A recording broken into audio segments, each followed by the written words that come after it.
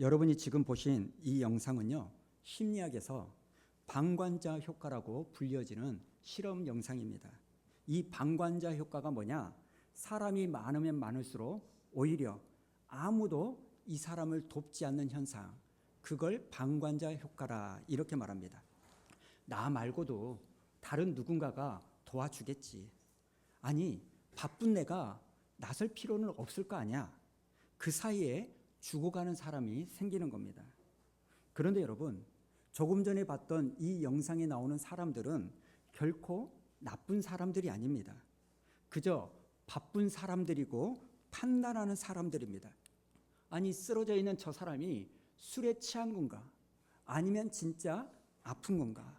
이렇게 분류를 하는 겁니다. 오늘 우리가 읽은 이 말씀은 굉장히 유명한 말씀이죠. 어떤 사람이 예루살렘에서 여리고로 내려가다 강도를 만나 거의 죽을 지경에 놓입니다. 그런데 이런 사람을 보고서도 제사장도 지나가고 레인도 지나가는데, 그런데 어떤 사람은 이 강도 만난 사람을 불쌍히 여겨 도와줬다는 이야기입니다. 그래서 오늘 말씀을요, 선한 사마리아인이라는 부제가 따라다닙니다. 그런데 이 이야기의 반전은 이스라엘 사람들이 그렇게 싫어하는 사마리아 사람이 이 강도 만난 사람을 도와주는 사람이라는 거예요. 여러분, 그 당시 이 이스라엘 백성들은요, 사마리아 사람들을 정말 싫어했습니다. 그 이유가 뭐냐? 옛날 아수르와 피가 섞였다, 혼혈이 되었다는 이유로 이 사마리아 사람을 사람 취급하지 않는 거예요. 사실 오늘 우리가 읽은 이 말씀 때문에 사마리아인 법이라는 이 제도가 생겼습니다. 이 사마리아인 법이란 게 뭐냐? 어떤 사람이 명백한 위험에 처해 있을 때 그 사람을 내가 돕는 것이 우리를 위험하게 만들면 안 도와줘도 됩니다. 근데 반대로 내가 도와줘도, 그 사람을 도와줘도 내가 위험하지 않는데, 그런데도 그 사람을 돕지 않으면 내가 처벌받는 법이 사마리안 법이라는 겁니다. 그리고 이것은 모두가 다 오늘 예수님의 비유에 따라서 생긴 겁니다. 저는 오늘 이 말씀을 가만히 읽으면서 저와 여러분이 알아야 될 것을 몇 가지 살펴보려고 하는데요. 첫 번째로, 여러분, 우리는요, 강도를 만난 그 인생을 인과응보의 시선으로 바라보면 안 된다는 겁니다. 자, 30절에 있는 말씀 우리 읽어볼까요? 시작. 예수께서 대답하여 이르시되 어떤 사람이 예루살렘에서 여리고로 내려가다가 강도를 만나매 강도들이 그 옷을 벗기고 때려 거의 죽은 것을 버리고 갔더라. 아멘. 저는 이 부분을 보고 싶습니다. 우리가 인생길을 걷다 보면 내가 특별히 무슨 잘못을 하거나 악한 일을 하지 않았음에도 불구하고 갑작스런 사건과 사고, 옳지 않는 강도를 만날 때가 있습니다. 그런데 우리는 이런 일을 내가 만나거나 또 그런 일을 당한 이 사람들을 보면 나도 모르게 이런 반응을 보이는 거예요. 저 사람 뭔가 잘못했으니까 저런 일을 당하지. 우리는 무의식적으로 이렇게 인과응보적 시선으로 그것을 말할 때가 있습니다. 그러나 여러분, 기억하셔야 됩니다. 이 세상에는요, 우리가 특별히 무슨 잘못을 저지르지 않았다 할지라도, 내가 나쁜 짓을 하지 않았음에도 불구하고 내가 이유를 알 수 없는 고통과 고난, 또 강도를 만날 수가 있습니다. 우리나라를 충격에 빠뜨렸던 그 세월호 사건, 이태원 사건 기억하실 거예요. 이 사건을 통하여 너무나 많은 젊은이들이 숨졌습니다. 하루아침에 자식을 잃은 부모들, 이게 다 강도를 만난 사람들입니다. 지난 주중에는요, 저기 첨단에서 길을 가다가 묻지마 칼부림에 여러분 숨진 여고생이 있지 않습니까?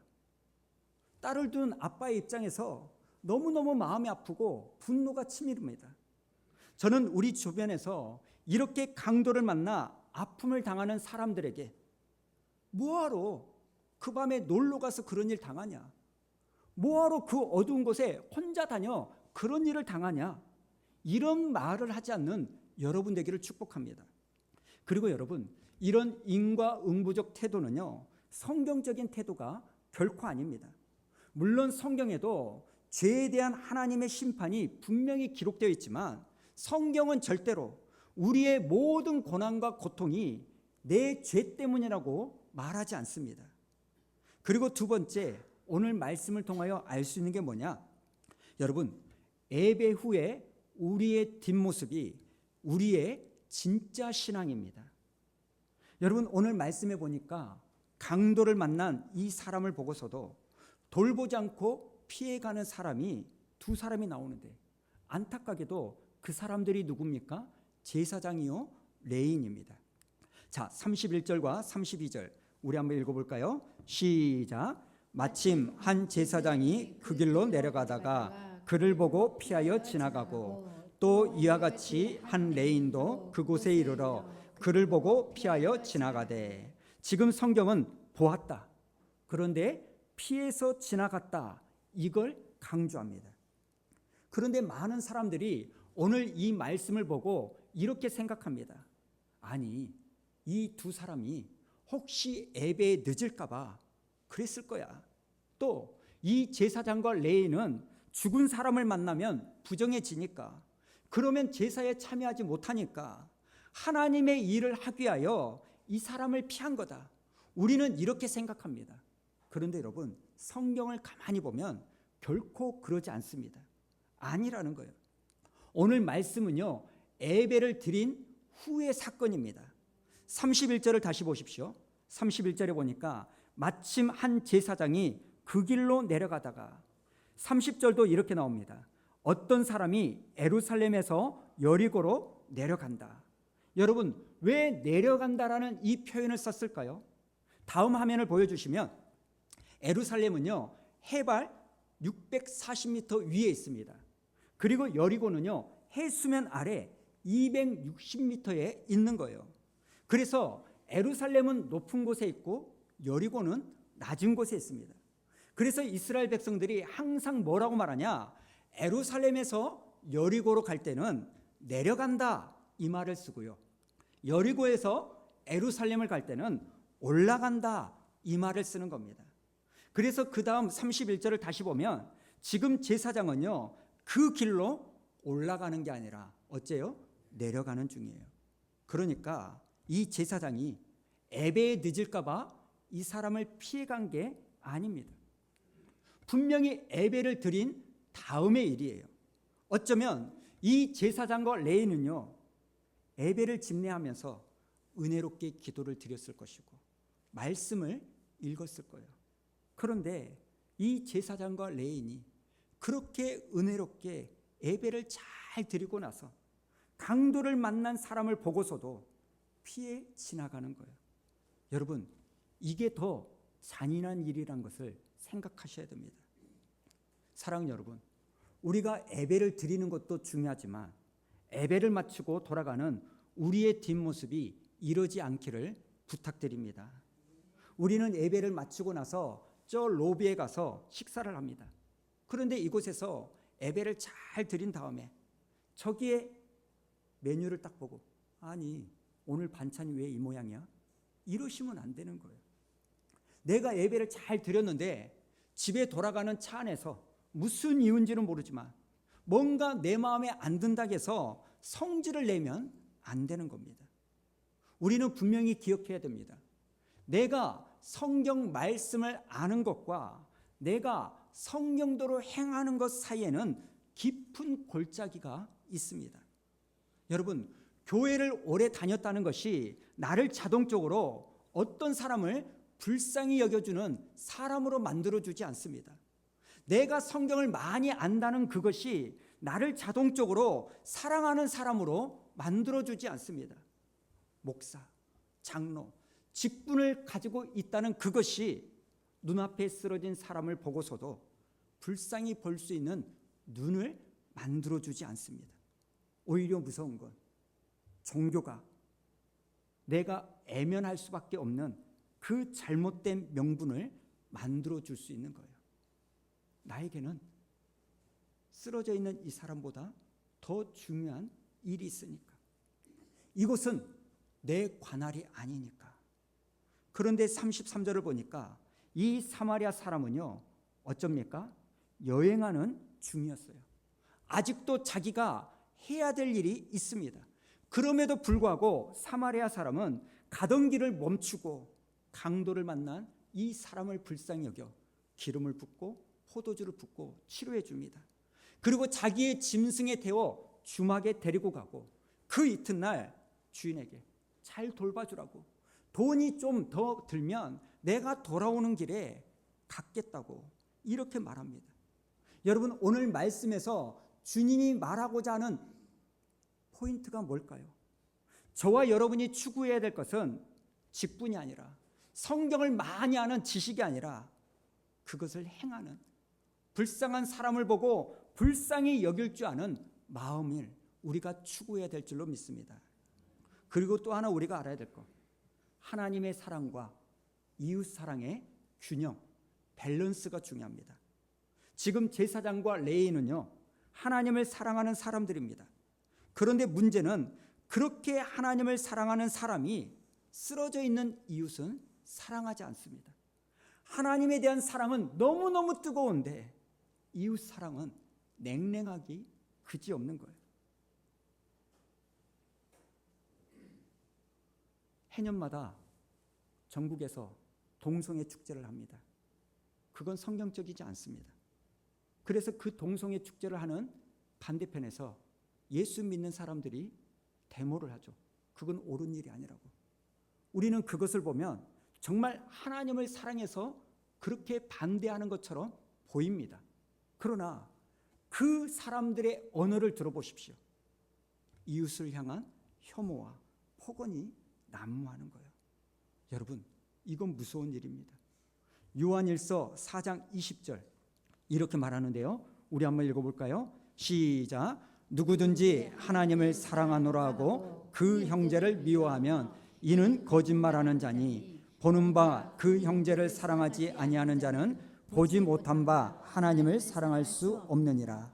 우리가 이 계명을 주께 받았나니 하나님을 사랑하는 자는 또한 그 형제를 사랑할지니라. 아멘.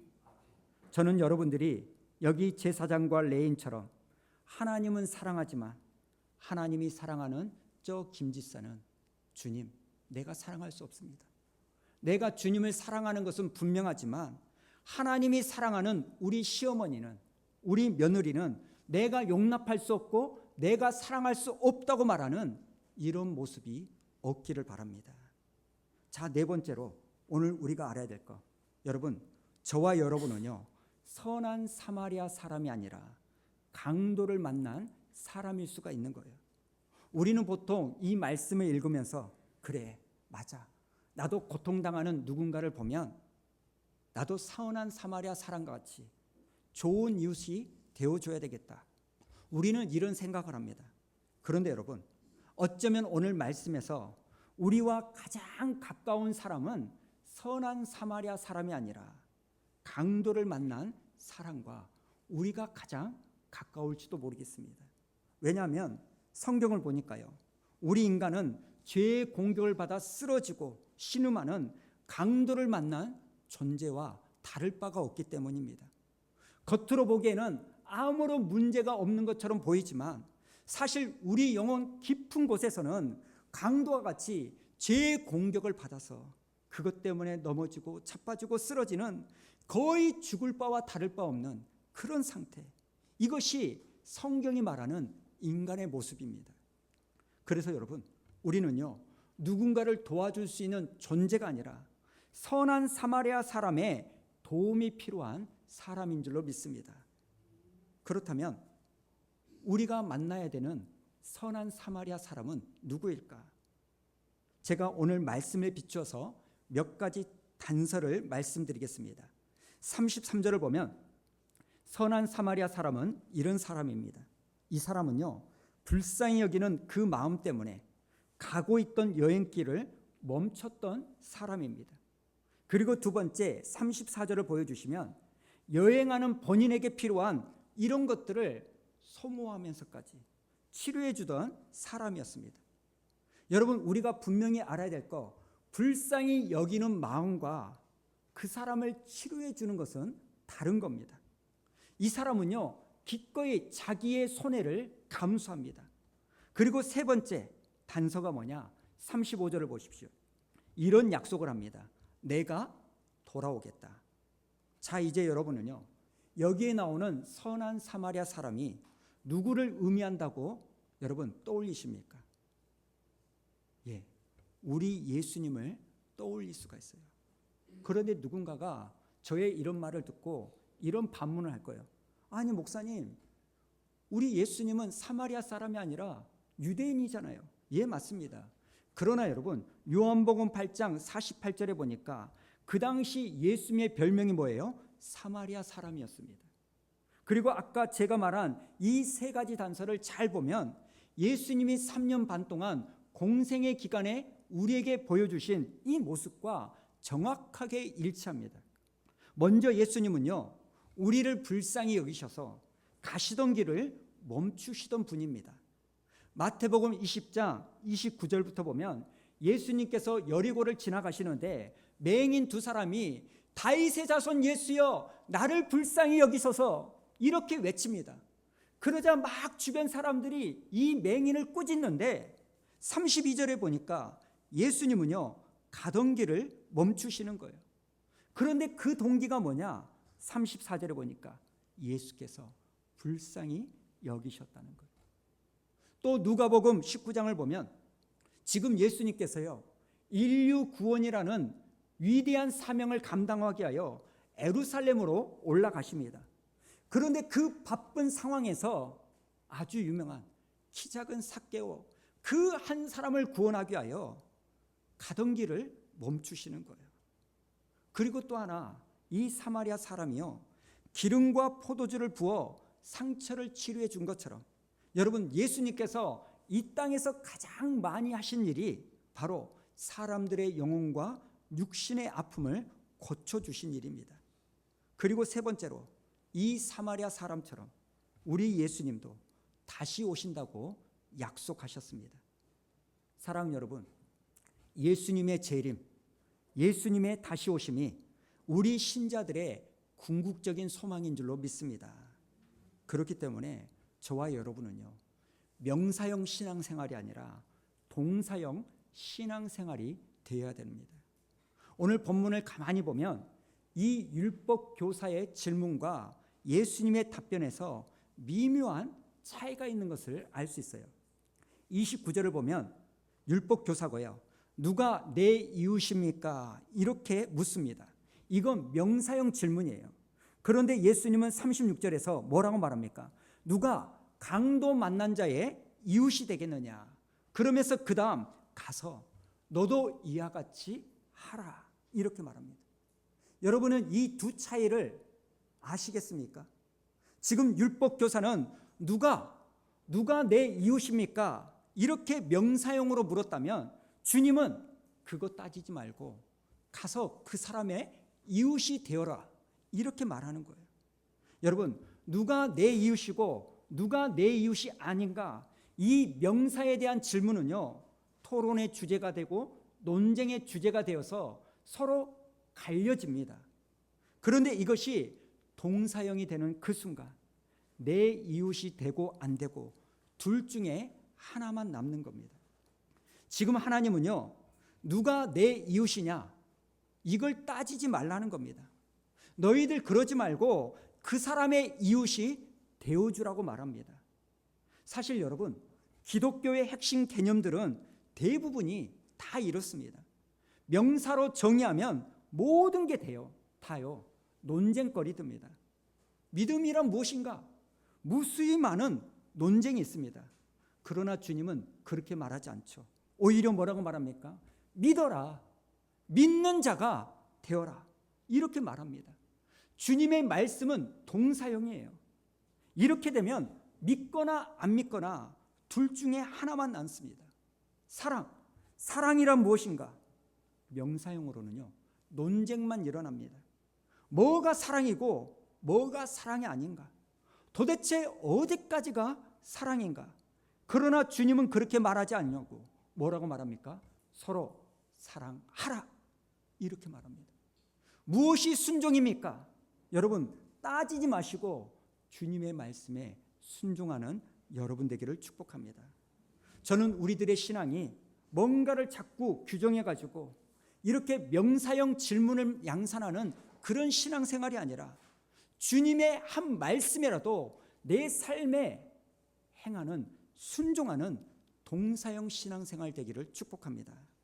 자, 그런데 여러분, 오늘 이 율법 교사는요, 주님의 그 말씀을 듣고 나서도 37절에 뭐라고 말하냐, 이렇게 대답합니다. 이르되 자비를 베푼 자입니다. 지금 율법 교사는요, 죽어도 사마리아 사람이라고 말하지 않아요. 대신에 자비를 베푼 자라고 말하는 거예요. 왜 그럽니까? 나는 죽었다 깨어나도 사마리아 사람 입에 올리기 싫다는 거예요. 지금 주님의 말씀을 듣고 자기 머리로는 알겠는데 자기 입에서는 절대로 그 말이 입에서 안 나오는 거예요. 예수님의 말씀이 무슨 의미인지 내가 이해했는데 그럼에도 불구하고 내 고집의 벽과 내 편견의 벽은 무너지지 않는 겁니다. 그런데 여러분, 오늘 이것이 저와 여러분의 모습이 아닙니까? 예수님, 맞는 말씀입니다. 어려운 사람 도와야죠. 힘든 사람 도와야 되죠. 그런데요, 예수님, 우리는 이렇게 나가는 거예요. 그러나 예수님은 뭐라고 말합니까? 가서 너도 이와 같이 하라. 가서 너도 이와 같이 하라. 사실 예수님의 이 말씀은 너무너무 무거운 말씀입니다. 계산 없이, 편견 없이 비용이 더 들면 내가 나중에 갚아주겠다. 여러분은 하실 수 있습니까? 저는 솔직히 이 강도를 만난 이 사람을 피해간 제사장과 레인을 욕할 수가 없습니다. 왜냐하면 저도 바쁘다는 핑계로, 내일이 아니라는 핑계로 피해갈 때가 많았습니다. 그런데 오늘 예수님의 이 말씀은 우리에게만 시키는 게 아니라 여기 사마리아 사람처럼 예수님이 먼저 행하셨다는 사실입니다. 우리가 강도를 만나 죽어가고 있을 때, 종교가 피해가고 율법이 나를 피해가고 있을 때 우리 예수님은 나를 찾아오셔서 그 값을 치러주셨습니다. 여러분, 오늘 예수님의 이 말씀, 너도 가서 이와 같이 하라. 이 말씀은요, 우리가 예수님께 받은 은혜가 조금이라도 있다면 그 조그마한 은혜라도 흘려보내라는 말씀입니다. 명사형 신앙생활이 아니라 행동하는 동사형 신앙생활이 되라는 거예요. 누가 내 이웃인지 따지지 말고 네가 먼저 그 사람의 이웃이 되어주라는 겁니다. 사실 우리 주변을 보면 강도를 만난 것과 같은 그런 사람이 있습니다. 겉으로는 출근하고 밥 먹고 웃고 멀쩡하게 보이지만 그 안에서는 강도를 만난 사람처럼 죽어가고 있는 사람, 예수님을 모르는 사람이 그런 사람입니다. 그런 사람들을 우리는 매일매일 이 제사장과 레인처럼 그 강도 만난 사람을, 예수님을 모르는 사람을 보고도 피해서 지나가 버립니다. 여러분, 예수님 한번 믿어보라, 이 말을 하는 것은 나 같은 사람이 하는 게 아니야. 목사가 하는 일이야. 내가 말해봤자 저 사람은 교회에 관심이 없어. 그래서 내가 말해봤자 올 사람이 아니니까. 이러면서 우리는 수도 없이 강도 만난 사람을 보고서도 피해가고 있습니다. 그런데 사마리아 사람은 그 사람이 나를 반길지 안 반길지 계산하지 않고 그저 가까이 다가가는 거예요. 사랑하는 여러분, 5월 31일 새생명 초청주일이 있습니다. 이건 무슨 거창한 행사가 아닙니다. 예수를 믿지 않는 사람에게 내가 가까이 다가가는 그날인 겁니다. 교회 한번 가보자. 여러분, 이 한마디가 그 사람에게 기름과 포도주를 붓는 겁니다. 걱정하지 마. 내가 그 자리에 네 옆에 함께 앉아 있어 줄게. 이 한마디가요, 내 짐승에 그 사람을 태워주는 거예요. 그러니 여러분, 한 사람이면 됩니다. 지금 떠오르는 그 한 사람에게 여러분 피해 가지 마시고 가까이 가는 여러분 되기를 축복합니다.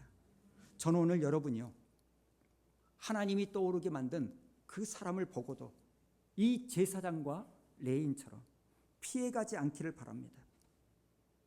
오늘 예수님의 이 말씀, 너도 가서 이와 같이 하라. 저와 여러분의 신앙이 지식적으로 구분하고 선을 그어 나만 믿는 인생이 아니라 주님의 말씀에 순종하는 동사형 신앙이 되기를 주님의 이름으로 축복합니다.